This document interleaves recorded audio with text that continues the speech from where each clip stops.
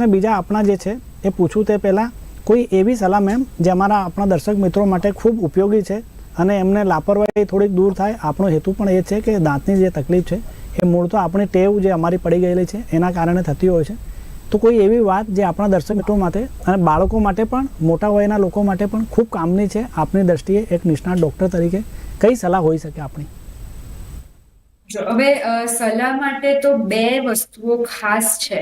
એક તો નાના છોકરાઓ માટે, કે નાના છોકરાઓને બોટલમાં દૂધ પીવાની આદત હોય છે ઘણીવાર, અને ઘણીવાર એવું પણ હોય છે કે દૂધ પીધા વગર એમને ઊંઘ ના આવતી હોય, એટલે લોકો મોઢામાં બોટલ લઈ અને ઊંઘી જતા હોય છે. તો આવા કેસમાં નાના છોકરાઓમાં 3 થી 4 વર્ષની વયમાં આગળના બધા જ દાંત સડી જતા હોય છે, કારણ કે લોકો મોઢામાં બોટલ લઈને ઊંઘી જતા હોય છે. તો એવા કેસમાં હું એમના પેરેન્ટ્સને કહીશ કે રાતના જો દૂધ પીવાની આદત હોય તો દૂધ પીધા પછી એમને પાણીથી કોગળા કરાવી લો, કે પછી રાતના થોડું બ્રશ કરાવી લો અને પછી ઊંઘાડો.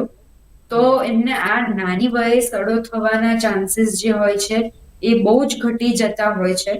હવે આખા દિવસમાં બાળકો જે ખાતા હોય, ચોકલેટ ખાતા હોય, બધું ખાતા હોય, એ હજી આપણે બને તો અવોઇડ ના કરી શકીએ, એમને ખાવા દઈએ, પણ એટલીસ્ટ રાતના એમને બધું મોઢું સાફ કરાઈ અને રાતના પાણીથી કોગળા કરાઈને બ્રશ કરાઈને ઊંઘાડે તો નાના છોકરાઓમાં આ વસ્તુ આપણે અવોઇડ કરી શકીએ છીએ.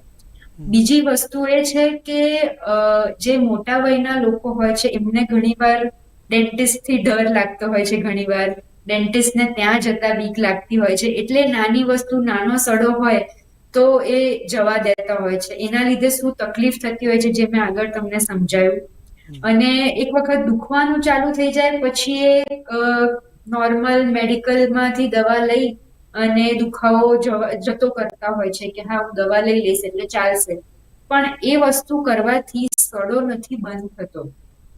દુખાવો તમારો જતો રહેશે પણ સડો તો હજી ત્યાં ત્યાં જ છે. એ જ્યાં સુધી તમે ડેન્ટિસ્ટ પાસે આવીને સફાઈ નહીં કરાવો બરાબર અને ટ્રીટમેન્ટ નહીં કરાવો ત્યાં સુધી તમારે એ સડો નથી ક્યાંય જવાનો. એ વસ્તુ ખાસ ધ્યાનમાં રાખવાની જરૂર છે. લોકોને એમ છે કે હું દવા લઈ લઈશ, દુખાવો જતો રહેશે એટલે સડો પણ જતો રહેશે. એવું નથી હોતું.